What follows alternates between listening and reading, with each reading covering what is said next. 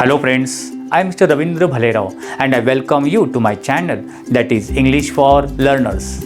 Friends, today we are going to learn one of the interesting and easy poem and that is The Comparison. But before watching this video, as usual I request you don't forget to subscribe my channel. Okay, let's begin the poem Comparison. Actually the poet is unknown. We don't know about the poet. Means या कवितेचे जे नाव आहे comparison, परंतु कवितेचं कवी जो आहे त्याचं नावाचं मेन्शन किंवा उल्लेख केलेला नाही, म्हणून आपण त्याला ॲनोनिमस किंवा अननोन पोएट म्हणू शकतो. But it is very interesting poem. First of all सुरुवातीला आपण जाणून घेऊया the meaning of the title. The title or the name of the poem is comparison. What is the mean by comparison? Comparison म्हणजे काय? Comparison means to compare, तुलना करणे.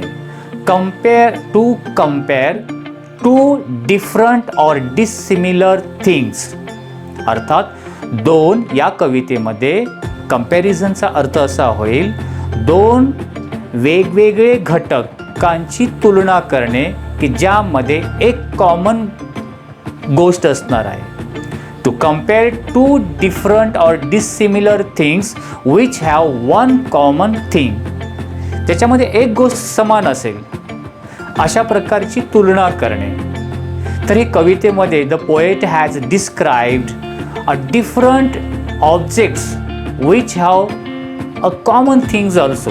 वेगवेगळे घटक कसे आहेत त्यांची तुलना केलेली आहे, त्यांच्यामध्ये समानता देखील कशी आहे यांची तुलना करून या कवितेमध्ये कवीने स्पष्ट करण्याचा प्रयत्न केला आहे. Now I am going to explain you line wise explanation of this poem. Okay, let's see first two lines and the lines are like this. Fast as spaceship, slow as snail. Fast as spaceship म्हणजे काय? The speed of the spaceship is very fast, and slow as snail means the speed of snail is very slow. In these lines, या ओळीमध्ये the poet has compared. What does the poet compare? The poet has compared the speed of spaceship and the speed of snail. Actually तसं बघितलं तर spaceship and snail these are the two different things, but poet has compared this two different things showing one common object and that is speed. म्हणजे या दोन ओळीमध्ये कवीने the speed of स्पेसशिपचा वेग and the speed of स्नेलचा वेग which is slow, जो की slow आहे, या दोघांची तुलना केलेली आहे. So in what is the common thing between spaceship and snail? The common thing is that their speed, त्यांचा वेग. Next two lines. Big as dinosaur, small as nail.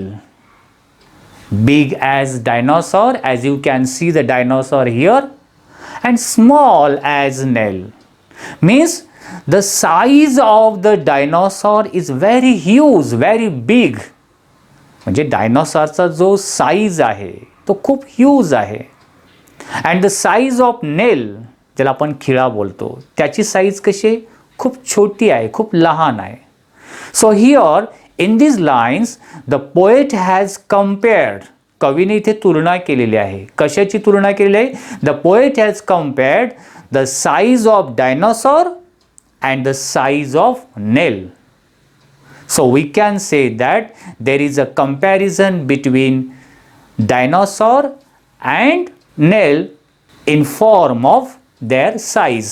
त्यांची साईज, त्यांचा आकाराची तुलना करण्यासाठी इथे कवीने डायनोसॉर अँड नेलची तुलना केलेली आहे. So in short we can say the poet has compared the size of dinosaur and the size of nail, which is very small, and the dinosaur size is very huge, very big. यांची तुलना इथे केलेली आहे. Actually we can see that there is a totally dissimilarity, different thing. Dinosaur वेगळा आहे, nail वेगळा आहे, वेगवेगळं आहे. But one common thing is that their size, त्यांच्या आकारांची तुलना इथे केलेली आहे. Okay, next lines. Fierce as a tiger, gentle as a lamb. Fires is a character of tiger. Fires means very aggressive. Fires म्हणजे काय, खूप अग्रेसिव्ह असणे, खूप आपण त्याला बोलतो ना रागीत किंवा अटॅकिंग म्हणू शकतो, आक्रमक असणे. So tiger's nature is very attacking, very aggressive. Fierce as a tiger म्हणजे वाघासारखा अटॅकिंग, आणि जंटल ॲज ए लॅम्ब, जे शेळीचं किंवा बकरीचं कोकरू असतं लॅम्ब, ते खूप जंटल, व्हेरी पोलाइट, खूप नम्र, सौम्य या अर्थाने घेऊ शकतो. So here is a comparison between the nature or the character of the tiger and the character of the lamb. So what is the comparison here? How the tiger is aggressive, fires, and how is the lamb is gentle. Lamb कशा प्रकारे gentle आहे, नम्र आहे, आणि tiger कशा प्रकारे aggressive आहे. So there is a comparison between tiger's aggressiveness and lamb's gentleness. Next lines are sour as a lemon and sweet as a jam. Sour, as you know, sour means acidic, आंबट. Lemon, लिंबू, लिंबासारखा किंवा लिंबा समान आंबट. And sweet as a jam, and जॅमसारखं गोड. So here the taste of lemon and the taste of jam is compared. How is the taste of lemon? The taste of lemon is very sour and taste of jam is sweet. So these two different things, that is lemon and jam, are compared, which have one common thing, that is their taste. Next lines are like this: dry as the desert and wet as the sea.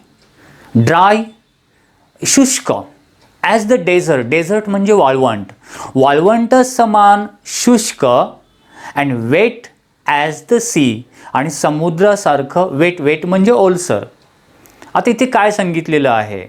As you know that the characteristics of the desert, डेझर्टचं वैशिष्ट्य काय आहे? What is the feature, वैशिष्ट्य, what is the feature of dessert?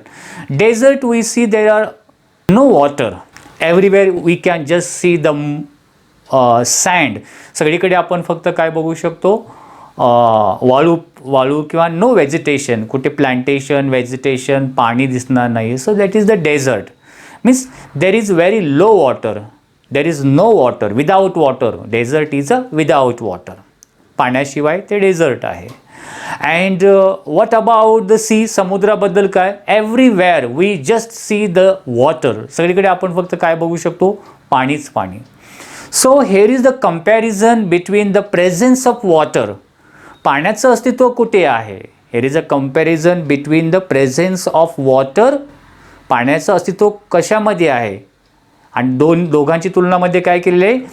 The presence of water in desert and presence of water in sea. So what is the presence of water in desert, which is the dry, जे शुष्क आहे, without water, and the presence of water in sea, there is a lot of, everything is water.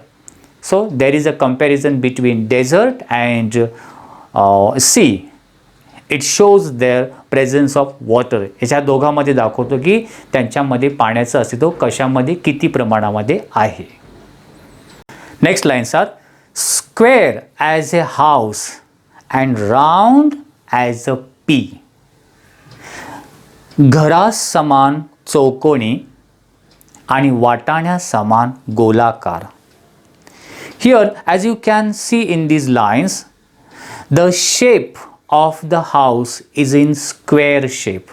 घराचा जो shape किंवा आकार आहे तो square आकार असतो, म्हणजे चौकोनी असतो. And the shape of the P, that is in a round shape, तो गोलाकार आकार आहे. So here the poet has compared how the shape of house is square and how the shape of P is round. So these two things are compared which have one common thing, that is their shape. Next lines are cool as a cave and warm as a toast. Cool as a cave, cave know that, as you can see in the picture, cave, गुफा, गुफेसारखे थंड. Whenever we enter inside the cave, जेव्हा आपण गुफेमध्ये जातो, the temperature of inside the cave there is a very coolness. जेव्हा गुफेच्या आतमधलं जे temperature किंवा जे तापमान असतं ते खूप थंड असतं. But the temperature of the toast, bread toast, त्याचं टेम्परेचर किती, it is very warm. So warm as a toast and cool as a cave. So here the poet has compared the temperature, how the temperature of the cave is cool and how the temperature of the toast is warm. So the common thing between cave and toast is their temperature. So या temperature show करण्यासाठी या दोघांची तुलना केलेली आपल्याला इथे दिसून येते. Next lines are noisy as a road drill and quiet as a ghost. Noisy means too much sound, गोंगाट, खूप आवाज असणे. Noisy as a road drill. Road drill means you know that machine which is used to dig the road. रस्त्यावरती खोदकाम करण्यासाठी जी machine असते, धड असा आवाज येतो, that is a road drill. That time there we can listen too much sound. So road drill समान अतिशय आवाज and quiet म्हणजे शांत, silence as a ghost. Whenever we see in a movie, if there is a ghost inside a dark room, we cannot hear anything. तेव्हा आपल्याला काही ऐकायला येत नाही. जे एखाद्या ठिकाणी गोष्ट वगैरे दाखवलं, भूत असेल, एखादी खोली आहे अंधारमय आणि तिथे भूत आहे आणि आपण तिथे प्रवेश करतो, तर you can not listen anything, just silence is there. That is why poet has described here, म्हणून कवीने असं वर्णन केलं आहे, क्वाईट ॲज अ गोस्ट. गोस्ट किंवा भूताच्या परिसरामध्ये कशा प्रकारे शांतता असते. आणि when there is a road drill, रस्त्यावरती ड्रिलिंगचं काम चाललेलं असेल, डिगिंगचं काम असेल, how there is a too much sound. So here the poet has compared the sound of road drill and how the quietness of or how the without sound of ghost presence. Actually there are two different things, road drill and ghost, but the poet wanted to show here one common thing, that is the sound, the presence of the sound. आवाजाचं अस्तित्व कुठे आहे हे दाखवण्यासाठी road drill आणि गोस्ट यांचे example देऊन comparison कवीने केलेलं आहे. Next lines are strong as an ox and weak as a kitten. Strong means powerful, शक्तिशाली. Ox, as you can see in this picture, how this ox is a strong, powerful. Ox म्हणजे बैल, बैलासारखा strong, शक्तिशाली. And weak म्हणजे कमजोर, अतिशय कमी ताकद, शक्तिहीन असलेला kitten. Kitten means the मांजराची पिल्ल. So here what does this comparison show? The strong as a ox, it shows that how the ox is physically powerful. की ox हा शारीरिक दृष्टिकोनातून कशा प्रकारे शक्तिशाली आहे. So physical power it shows, and how these kittens are physically powerless, that is a weak. ते physically कशा प्रकारे कमजोर असतात, कमी ताकदीचे असतात. So the poet has compared the physical power of ox and kitten in form of strongness and weakness. Next lines are hard as a rock and soft as a mitten. Hard म्हणजे very tough, rock खडक, stone आपण म्हणतो, खडका समान एकदम hard, and soft अतिशय मुलायम, soft as a mitten. Mitten you know that you can see in this picture. Mitten म्हणजे हात मोजे, लहान बाळाच्या हातामध्ये जे मोजे घालतात that is called mitten. So these mittens are so soft. So here hardness and softness, these are two characteristics. So what does it show? How the rock is hard means firmness, कशामध्ये एकदम स्ट्रॉंगनेस किंवा firmness किंवा hardness आहे. How the soft and hardness, these two things are compared by giving the examples of, उदाहरण देऊन कवीने हे स्पष्ट केलेलं आहे, how the rock is hard and how the mittens are soft. So there is a comparison of the firmness of rock is very hard, and firmness of mitten is very soft. So mitten and rock, these two different things are compared here, which have one common thing, that is their firmness. Okay, next lines are dark as a tunnel and light as a moon. So you know that tunnel, when we go inside the tunnel we cannot see the light, it is a without light, so it is a darkness. म्हणजे बोगद्यामध्ये गेल्यानंतर पूर्णपणे काळोख असतो, dark असतो, म्हणजे बोगद्या समान काळोख. And light as a moon, but चंद्राचा रात्रीच्या वेळी फुल मून डेला देखील चंद्राचा खूप छान प्रकाश पडतो. So that is called moon light. So here the tunnel and moon, these two different things are compared, which have one common thing, that is the presence of light. आपण त्याला म्हणू शकतो प्रेझेन्स ऑफ लाईट किंवा brightness. कशामध्ये light आहे किंवा कशामध्ये brightness आहे. In tunnel there is no light, it is a without light which is the dark. But in moon have a light, we can see there is a presence of light, प्रकाशाचं अस्तित्व आहे, उजेड आहे. So presence of light किंवा presence of ब्राईटनेसची इथे तुलना केलेली आपल्याला दिसून येते. कोणती दोन उदाहरण घेऊन? टनल अँड मून यांचे एक्झाम्पल घेऊन. Next lines are night time midnight, day time noon. Night time midnight, जर आपण रात्रीचा जो मध्य बघितलं, रात्र जेव्हा सुरुवात होतो त्याचा मध्य किंवा काय असेल, रात्रीचा मध्य मिडनाईट, मध्यरात्री. आणि डे टाईम नून, नून म्हणजे आफ्टरनून, दिवसाचा मिडल पॉईंट काय आहे. दिवस सुरुवात सकाळी 7ला सुरुवात झाला, संध्याकाळी 6 वाजेपर्यंत सूर्योदय असतो. मग याचा मिड पॉईंट काय असेल, तर मिड डे मीन्स नून, दुपार. आणि जेव्हा रात्र सुरू होते त्याचा मिड काय असेल, midnight. So mid point is wanted to say here or describe here. कवीला हे सांगायचं आहे की रात्रीचं मध्यरात्र असते, मिडनाईट असते, and the mid day of day is noon or afternoon. ह्या दोन गोष्टी इथे कम्पॅरेटिव्हली तो सांगण्याचा प्रयत्न करतोय. Next lines are tall as a giant and short as a elf. As you know that giant, a monster, राक्षसासारखा भला मोठा, उंच, tall. And short as an elf. Elf, you know that it is a supernatural power, ज्याला आपण परी पण म्हणू शकतो. बट परी आणि एल्फमध्ये there are a little bit difference. परी ही फिमेल असते, पण पर्यामधलं जो त्याच सुपरनॅचरल एलिमेंटमधला जो मेल असतो त्याला एल्फ म्हटलं जातं.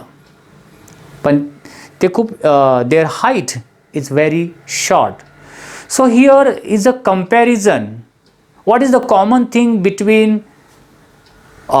giant or that monster and the height of the monster is very tall. राक्षसाची उंची खूप टॉल आहे, उंच आहे. And the height of the elf is very short. The common thing between this giant and elf, that is their height. The poet wanted to show their height by comparing these two things and these are giant and elf. Next lines are crooked as a mountain path, crooked, twisted, and straight as a shelf. Shelf ज्याला आपण एक plain सरळ आकाराची फळी किंवा मांडणी आपण बोलतो. क्रूक्ड म्हणजे वेडा वाकडा, वळणदार.